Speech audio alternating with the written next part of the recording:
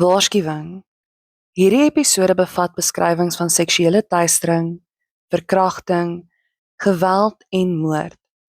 Die inhoud kan ontstellend wees vir sommige luisteraars.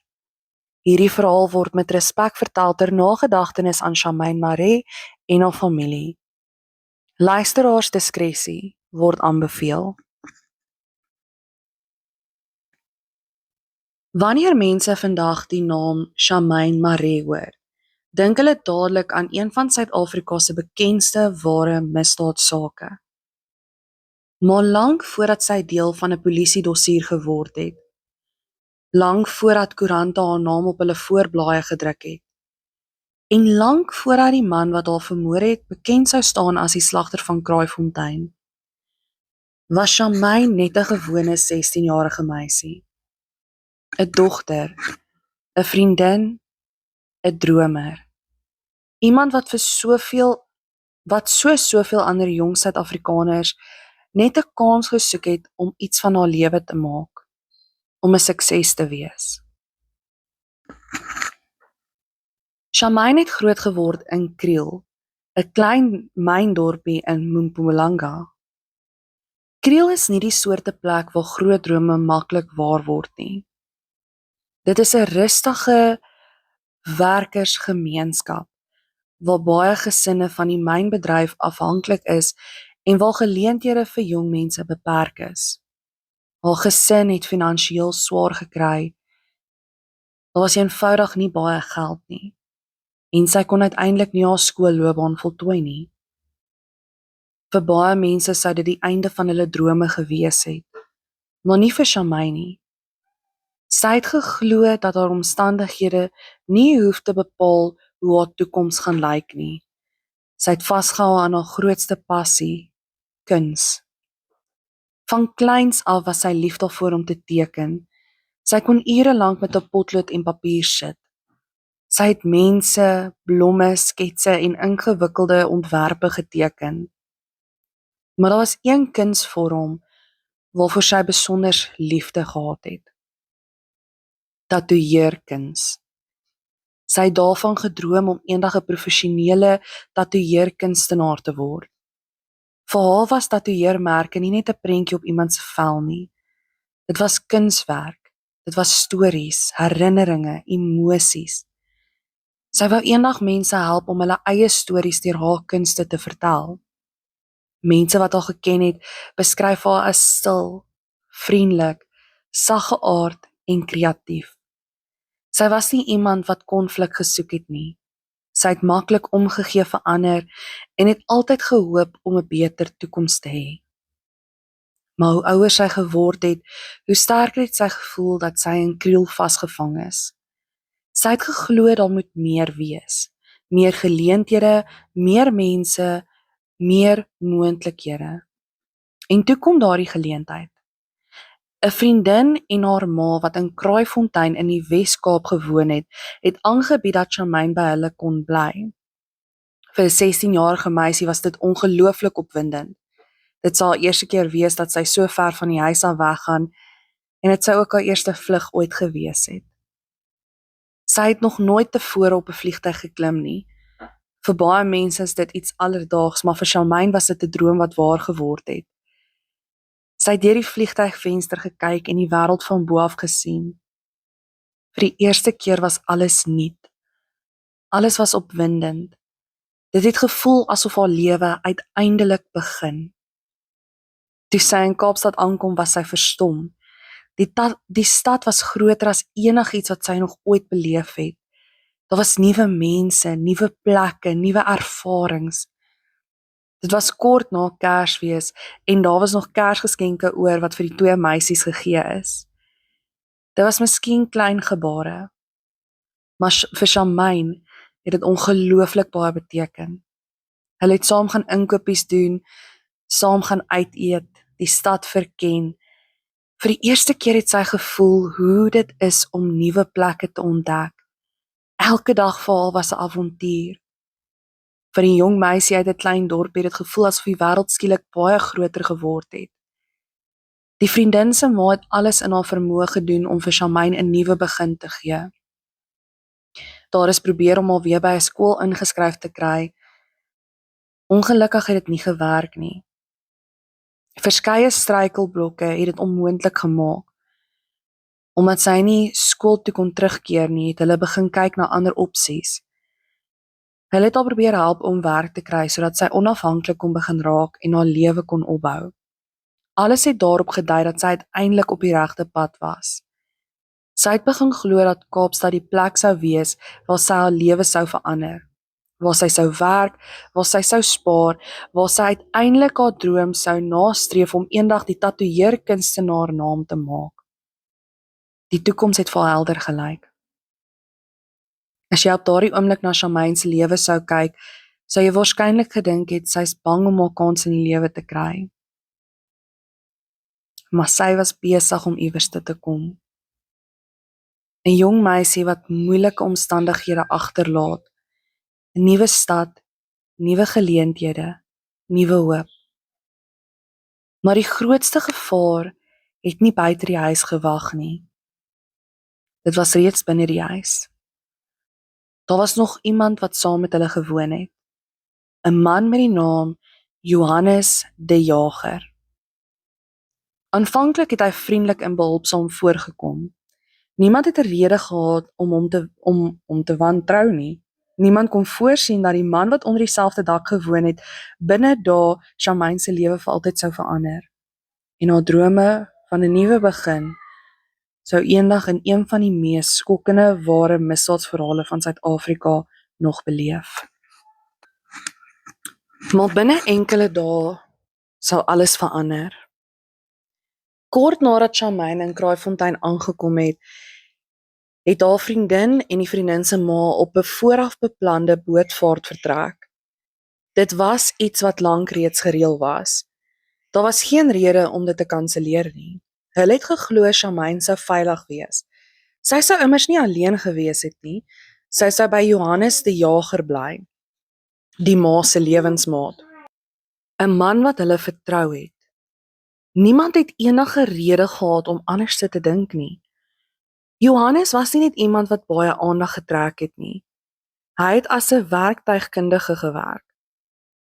Hy het soggens werk toe gegaan, saans huis toe gekom. Soos enige ander persoon het hy geëet, televisie gaan kyk, gaan slaap en die volgende dag weer gaan werk. Op die oog af was hy nog 'n gewone man. Niemand het vermoed dat daar iets donker onder daardie gewone voorkoms skuil nie. Maar soos ons al soveel keer in ware misdaad gesien het, lyk monsters selde soos monsters. Hulle lyk soos bure, kollegas, vriende of mense wat jy sonder enige twyfel vertrou. En in hierdie geval was die gevaar reeds binne dieselfde huis. Aanvanklik het niks vreemd gebeur nie. Maar dit het nie lank geneem voordat Johannes se gedrag begin verander het nie. Die vriendelike man wat Charmaine die eerste paar dae geleer ken het begin om grense oor te steek. Eers subtiel, toe al hoe meer openlik. Hy het begin om seksuele opmerkings te maak. Hy het haar ongemaklik laat voel. Hy het haar persoonlike ruimte begin binnendring. Volgens die inligting wat later bekend geword het hy haar gevra of hy saam met haar kom bad om haar rug te was. Hy het selfs aangebied om haar warm te hou in die aande. Vir 'n 16-jarige meisie, alleen in 'n huis saam met 'n volwasse man, was dit ontstellend. Maar dit het nie daar geëindig nie. Johannes het glo later selfs by haar in die bed geklim.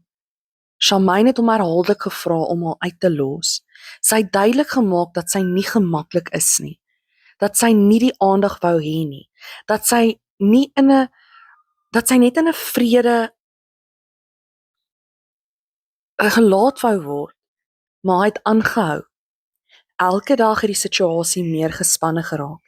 Elke dag het Charmaine meer begin besef. Sy is nie veilig nie. Die meeste mense sou dalk probeer wegkom. Maar Charmaine was honderde kilometer van haar huis af weg. En ongelukkig met haar ouers se finansiële status, kon hulle nie dit bekostig om op 'n vliegtuig te klim, om haar te gaan haal of selfs 'n vliegkaartjie te stuur na haar toe nie. Sy het nie sommer net haar tasse kon vat en teruggaan nie. Sy was vasgevang. En daarom het sy iets ongelooflik slim begin doen. Sy het besluit om bewyse te begin versamel, sonder dat Johannes daarvan geweet het. Het sy haar selfoon gebruik om stemopnames te maak, wanneer hy haar lastig geval het. Sy wou hê iemand moes hoor wat gebeur. Sy wou hê iemand moes haar glo. In die opnames hoor 'n mens nie 'n meisie wat dramaties probeer wees nie. Jy hoor 'n bang 16-jarige. Iemand wat probeer kalm bly, iemand wat aanhou nee sê, iemand wat net wil hê die situasie moet ophou. Na elke opname het sy dit vir die mense gestuur. Sy het dit vir die familie gestuur, met mense wat sy vertrou het. As iets sou gebeur, sou daar ten minste bewyse wees van wat sy beleef het. Wanneer 'n mens vandag na hierdie saak terugkyk, is dit ongelooflik om te besef hoe vooruitdenkende Charmaine opgetree het.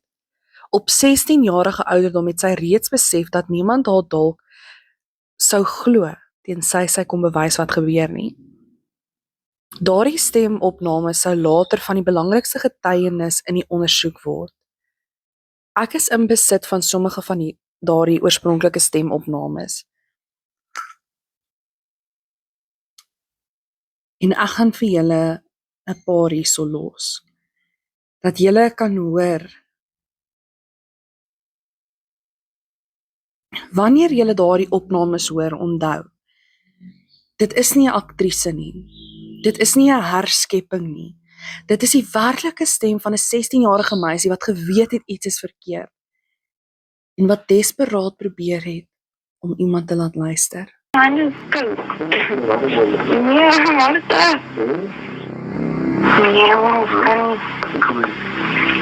wat is dat wat klopt? Ik vond het eigenlijk, ik heb al ouder door, wat weer ik. Wat is dat? Ik is 16. Nee, kan ik alsjeblieft alleen nee? Maar vrij wel dan alleen. Want ik wil niet wel. Nee, wat kan niet. Dat is zo'n wat klopt. Ik vond het eigenlijk, ik heb al ouder door, wat weer ik. Wat is dat? Ik is 16. Ja? Nog steeds. En wat is dat? Nee. 16 nog is goed. Maar dit werkt niet zo met mij niet. Ik wacht dat het getrouwd is. Als je getrouwd is. Ja. So die stemopname wat jy nou gehoor het, was tussen Charmaine Maree en Johannes de Jager. Teen hierdie tyd het Charmaine besef dat die situasie al hoe ernstiger raak.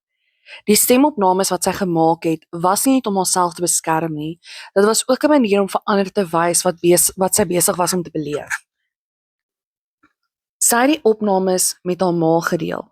Sy het dit ook aangestuur na 'n goeie vriendin terug in Kriel. Uit respek vir haar privaatheid gaan ek nie haar naam noem nie. Maar hierdie vriendin het 'n ongelooflike belangrike rol gespeel in die poging om Charmaine te help. Toe sy die opnames hoor, het sy onmiddellik besef dat Charmaine bang is en dat sy ondersteuning nodig het. Eers het sy besluit om Johannes self te kontak.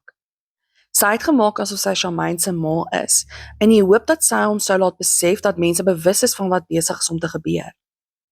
Ongelukkig het dit nie die situasie verander nie.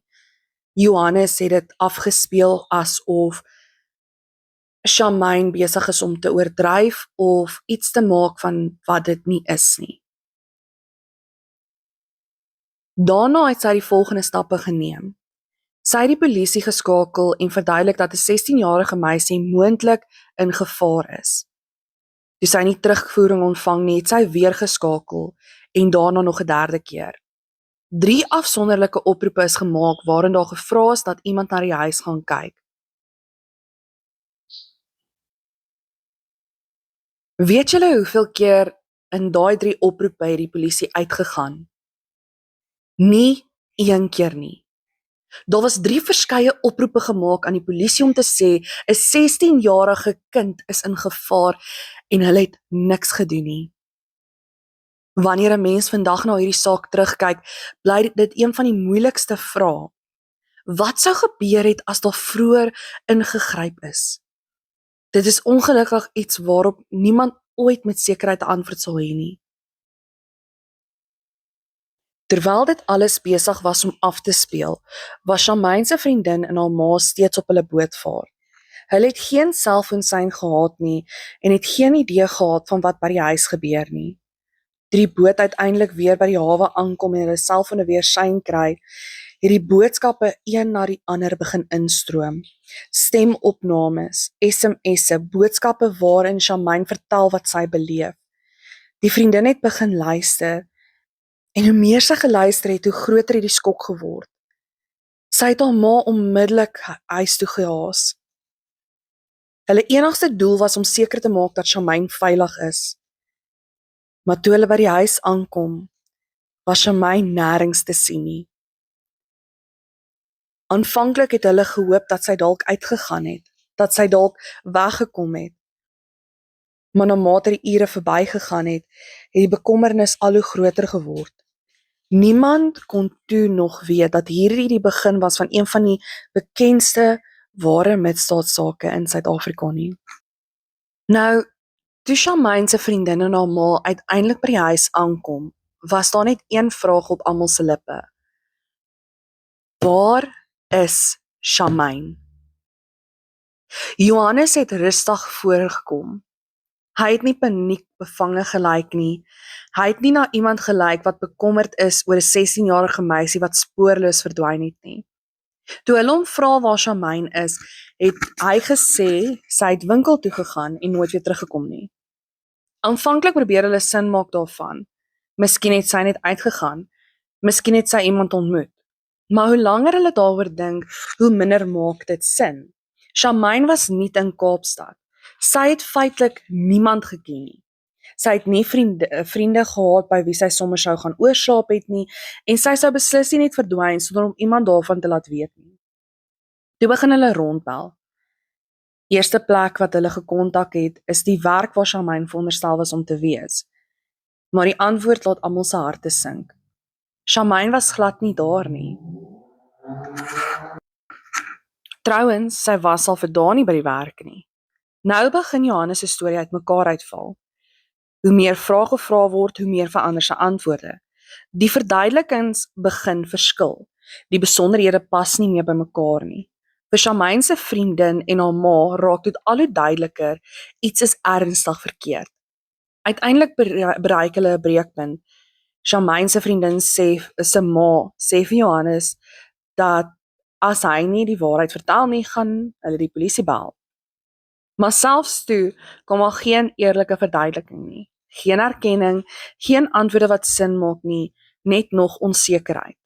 En daarom neem hulle die volgende stap en hulle kontak die polisie en meld Shamaine aan as vermis. Op hierdie stadium was niemand nog voorberei op wat die volgende paar dae sou bring nie. Hulle het steeds gehoop dat Shamaine iewers te leef, dat sy gevind sou word, dat daar 'n eenvoudige verklaring sou wees.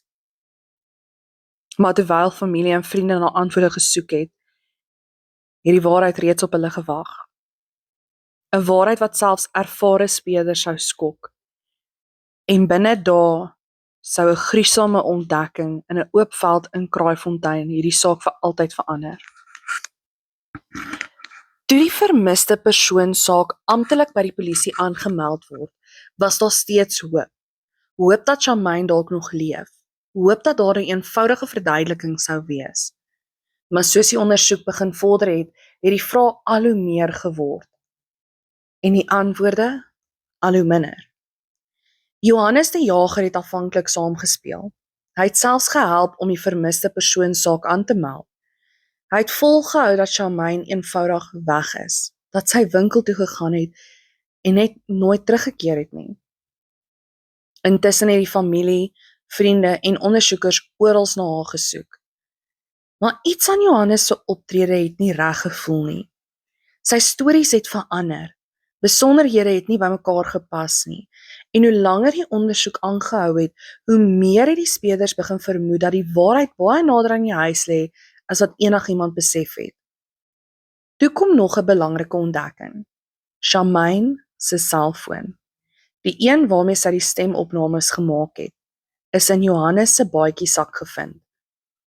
Dit was 'n deurslaggewende oomblik in die ondersoek. As Charmaine eenvoudig weggeloop het, waarom was haar selfoon nog steeds in sy besit? Daardie ontdekking het die fokus van die ondersoek finaal op Johannes geplaas.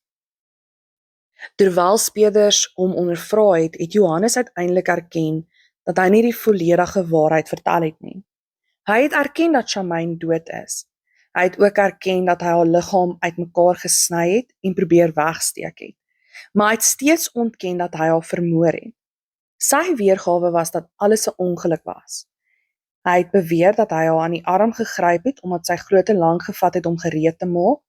Volgens hom het sy gegly, geval en haar kop teen die bad se rand gestamp. Hy het gesê sy het nie weer bygekom nie. Dit was die weergawe waaraan hy deur die grootste deel van die hofsaak vasgehou het. Maar sy optrede na haar dood het 'n heel ander prentjie geskets. In plaas daarvan om ambulans te bel, in plaas daarvan om die polisie te kontak, het Johannes haar liggaam buite die huis in 'n stormwaterdrein weggesteek. Hy het daarna eenvoudig voortgegaan met sy lewe. Hy is saam met die familie hawe toe. Hy het gehelp soek. Hy het saam 'n vermiste persoon saak oopgemaak. En elke keer wanneer hulle by die huis weg is, het hy geweet wat onder sy voete versteek lê. 2 dae later het die liggaam begin ontbind. Johannes het later in die hof getuig dat hy nie die liggaam uit die drein kon kry omdat dit geswel het. Toe neem hy die besluit wat selfs ervare speurders geskok het. Hy het die liggaam uitmekaar gesny. Hy het later vertel dat hy die ledemate met 'n boomsnoer afgesny het. Daarna het hy van haar liggaamsdele op verskillende plekke gaan weggooi. Die bolyf het hy na 'n afgeleë oop veld geneem. Daar het hy dit met petrol oorgegooi en aan die brand gesteek in 'n poging om die bewyse te vernietig. Op 14 Januarie 2013 het die ondersoek 'n dramatiese wending geneem. In 'n oop veld in Kraaifontein is verbrande menslike oorskot ontdek. Forensiese ondersoek is ontbied. Die toneel is afgesper. Naarmate die ondersoek gevorder het, is bevestig dat die oorskot aan Charmaine Maree behoort. Die ontdekking het die vermiste persoon saak onmiddellik in 'n moordondersoek verander. Tydens die ondersoek het aanklaers ook beweer dat Johannes Charmaine seksueel aangerand het voordat sy dood is. Hy het dit ontken. Na die afloop van die verhoor het die hof hom skuldig bevind aan Charmaine se moord en aan die verminking van haar liggaam.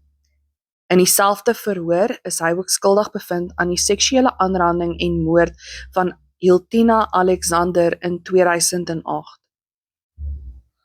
Na mate ondersoekers sy verlede verder nagegaan het nog 'n naam na vore gekom.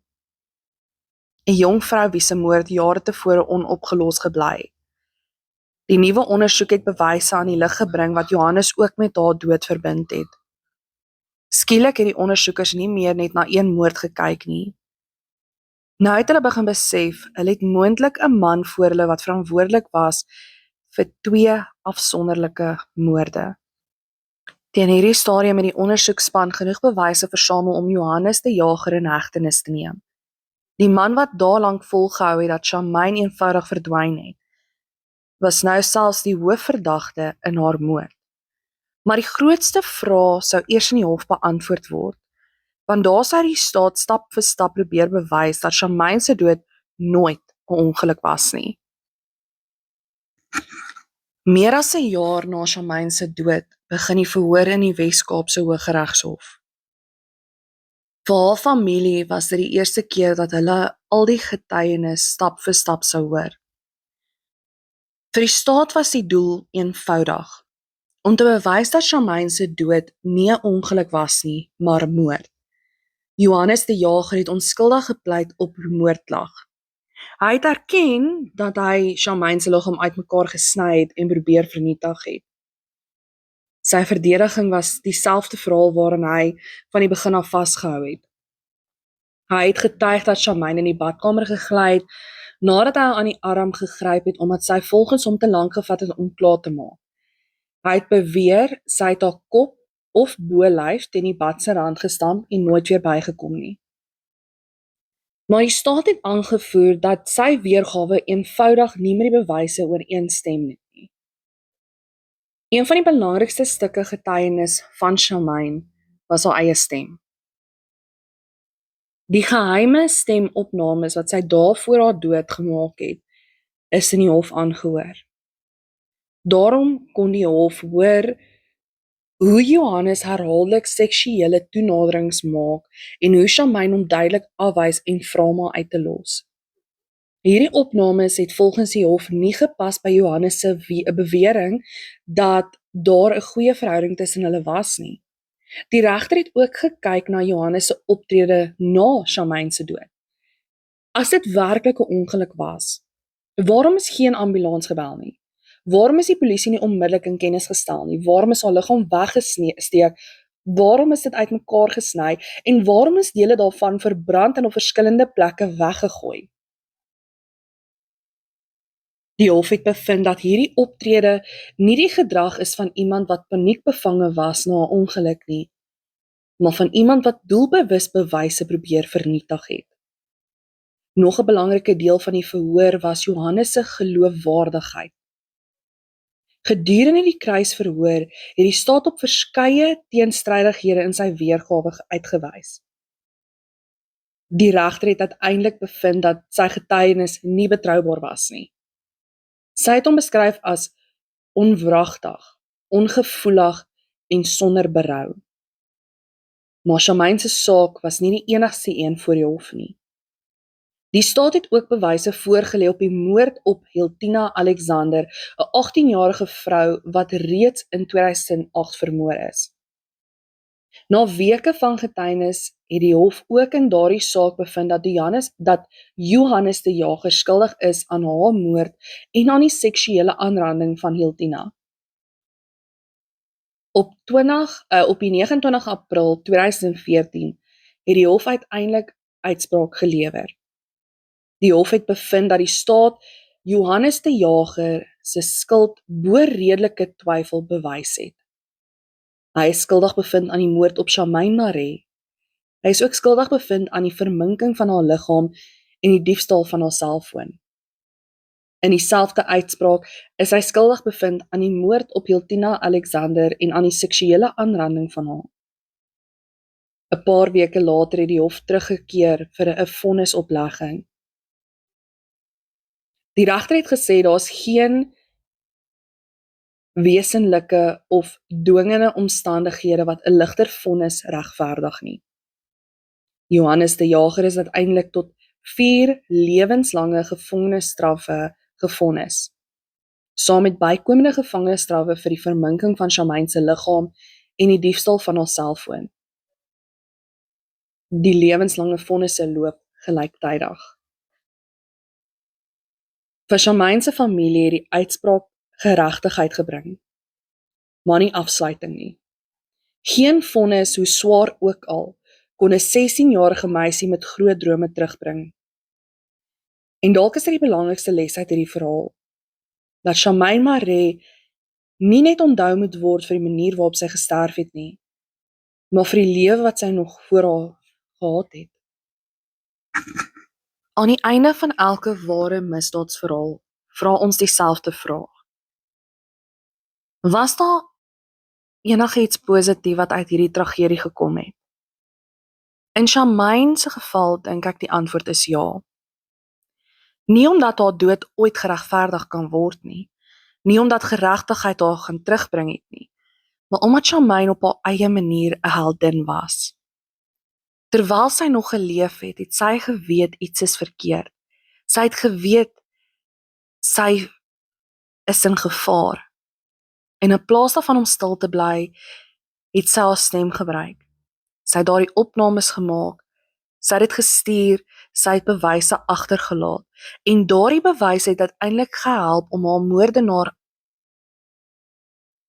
te vang. Maar dit het nie daar geëindig nie. Die ondersoek na Charmaine se moord het ook gelei tot antwoorde in 'n ander saak. 'n Ander jong vrou, Hiltina Alexander. 'n Familie wat vir jare gewag het vir geregtigheid.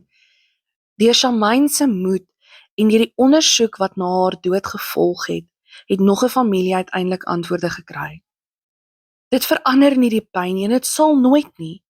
Maar dit beteken dat twee families ten minste kon sien hoe geregtigheid geskied. Johannes die Jager sal vir die res van sy lewe agter tralies deurbring. Hy sal nooit weer vry tussen die samelewing leef nie.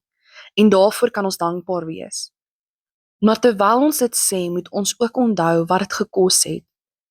2 jong lewens, 2 dogters, 2 families wie se wêreld in 'n oogwink verander het. Geen hofuitspraak, geen vonnis, geen tronkstraf sal ooit daardie leë plek aan die etenstafel vul nie. As daar een les is wat ons uit Charmaine se verhaal kan leer, dan is dit hierdie. Ons leef in 'n wêreld waar vertroue kosbaar is. Die meeste mense is goed. Die meeste mense sal nooit iemand seermaak nie. Maar ongelukkig is daar ook mense wat hulle ware gesig wegsteek. Mense wat vriendelik voorkom, mense wat vertrou word, mense wat veilig lyk, en juis daarom moet ons na ons kinders luister. As 'n kind sê, ek voel nie veilig nie, luister. As iemand sê ek is bang, neem dit ernstig op. Moenie aanvaar dit sal van self beter gaan nie. Moenie dink iemand anders te sal help nie, want soms kan een gesprek, een oproep of een persoon wat besluit om op te tree 'n lewe red. Aan elke jong persoon wat vandag luister, vertrou jou instink.